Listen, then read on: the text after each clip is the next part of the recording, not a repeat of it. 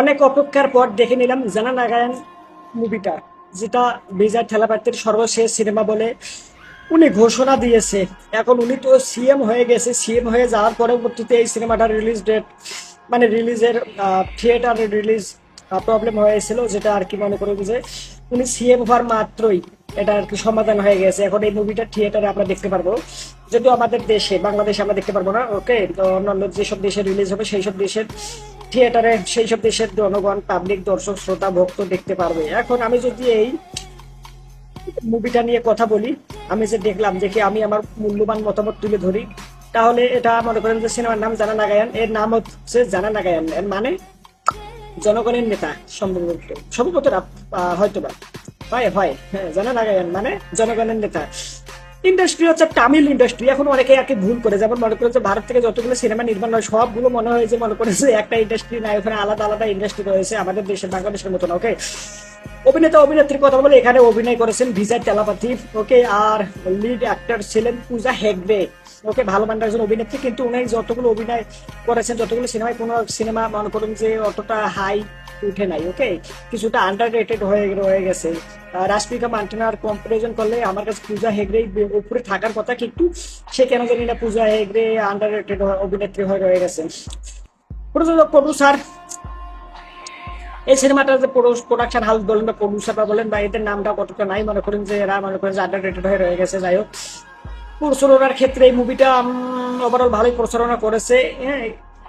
Inspired বা কপির যদি কথা বলি, তাহলে এখানে এই সিনেমার মধ্যে যে বিষয়বস্তুগুলো দেখানো হয়েছে সেগুলো হচ্ছে বাস্তবসম্মত আর কি, গল্পটা তুলে ধরা হয়েছে তারা এই স্ক্রিনে। ওকে, টেজার ট্রেইলার যে দেখেছিলাম, এখানে মনে করেন যে আমার খুব বেশি একটা আহামরি এক্সপেকটেশন তৈরি করতে পারিনি, আই মিন হাইপ উঠাতে পারিনি, বা হচ্ছে আশা আকাঙ্ক্ষা তৈরি করতে পারিনি। তবে বিজয় থালাপাতি যতগুলো মুভি রিলিজ হয়েছে প্রত্যেকটা মুভি অলমোস্ট বর্তমান সময়ে দেখে আসতেছে, তো এটাও ডেট বাদ যাবে না। এর কারণে আর কি হাইপ মনে করেন অতটা আগ্রহ না উঠলে শেষ সিনেমায় ওভারঅল বিবেচনা করলে মনে করেন যে দেখার আগ্রহ তৈরি হয়েছে এইসব বাকি বিষয়বস্তুগুলো দেখে। ওকে, চিন্তা ভাবনা করে টিজার ট্রেলার দেখে বা গানগুলো দেখে আর কি অতটা আর কি আগ্রহ তৈরি হয় নাই। টিজার ট্রেলার কিছুটা মনে করেন যে হাইপ তুলতে পারেনি অতটা প্রচার প্রচারণার ক্ষেত্রে। ওকে, সিনেমার বাজেট ওভারঅল মনে করেন যে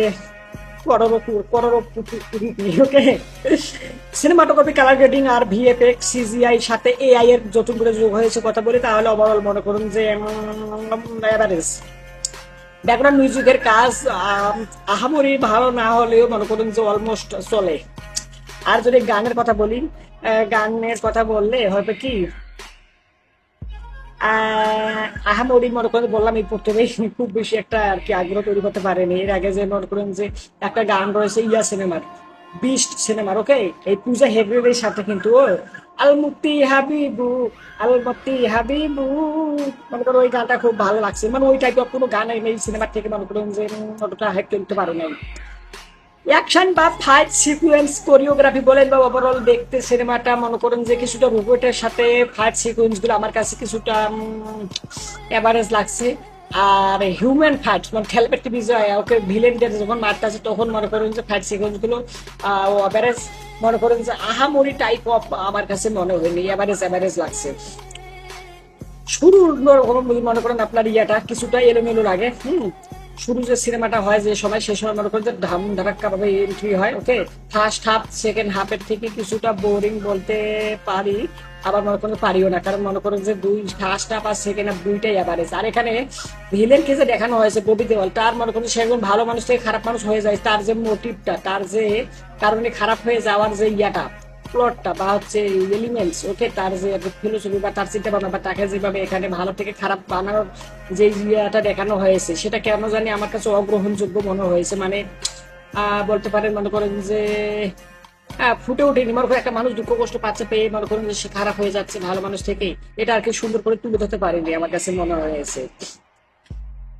এই সিনেমা কাদের জন্য? এই সিনেমা হচ্ছে যারা বিজয় থালাপাতির ভক্ত তাদের জন্য। ওকে, কারণ বিজয় থালাপাতি মনে করেন যতগুলো এখন এখন পর্যন্ত আমি যতগুলো সিনেমা দেখেছি ততগুলো মনে করেন কিছুদিন আগে দ্য গড অফ লাইফ মানে সিনেমাটা যে রিলিজ হলো, মনে করেন যে প্রত্যেকটা সিনেমাই মনে করেন যে অ্যাভারেজ থাকে। ওকে, আপনার মনে করেন যে অন্যান্য সিনেমা যেমন কেজিএফ বা হচ্ছে সালার বা হচ্ছে মনে করছে যতগুলো মনে করে হাইপ উঠার মতো ছবি রয়েছে, ওই টাইপ অফ কোনো সিনেমাই এখন পর্যন্ত বিজয় তেলাপাতি এখন পর্যন্ত আমি দেখিনি। তবে তার সিনেমাগুলো কিছুটা মনে করেন যে অ্যাভারেজ হয়ে রয়ে যায়, মনে করেন অ্যাভারেজ বলে ভুল হবে, আর টেরিবি কি বলি, তার সিনেমাগুলো বক্স অফিসে ভালো কালেকশন তুলে আনে, মনে করেন যে তার একটা আমাদের স্টারডাম রয়েছে। আর এদিকে মনে করেন যে সিনেমাগুলো মনে করেন যে মনে করেন প্রচন্ড মনে করেন যে একবারে মনে গেঁথে দেবে, বারবার করে দেখবো বারবার করে দেখবো, এরকম কোনো সময় হয়ে ওঠে না। ওকে, বিশেষ করে লিওর কথা যদি বলি তাহলে তো আরো তাদের জন্য, ওকে, যারা মনে করেন যে বিজয় টেলাবাইটের ভক্ত, ওকে, বিজয় টেলাবাইটের সবগুলো সিনেমা দেখে এসেছেন, ওকে, ফ্যান্স ফলোয়ার, দর্শক ভক্ত জনগণ পাবলিক দর্শক শ্রোতা, ওকে,